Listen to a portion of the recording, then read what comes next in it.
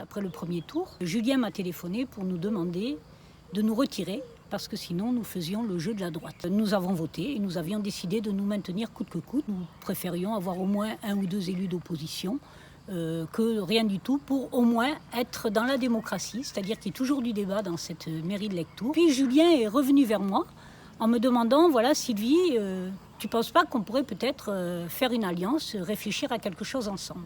Et j'aurais aimé qu'on se rencontre, parce que ça aurait été peut-être plus facile entre nous de parler les yeux dans les yeux et avec l'ensemble de son staff. Ce n'est pas une alliance, c'est une fusion. Nous lui avons proposé de faire du 2 tiers, 1 tiers. Il avait 2 tiers des voix, nous 1 tiers.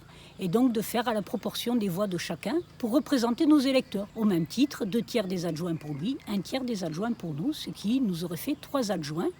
Et en tout, 8 élus à la municipalité de Lectoure sur la liste fusion, puisqu'il y a forcément beaucoup d'élus de la liste de Gérard Duclos, qui sont quand même des anciens, qui représentent une certaine continuité.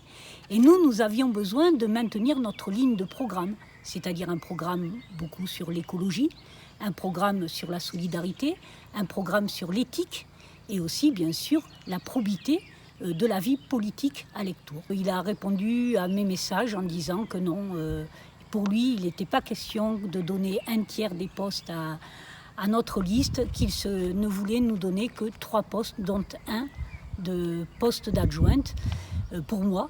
Mais je ne suis pas achetée par un poste d'adjointe, ça ne m'intéresse pas. Moi, je veux mener une politique constructive pour Lectoure et donc il me fallait une équipe suffisamment forte et cohérente avec moi pour pouvoir faire un débat et porter des projets ensemble.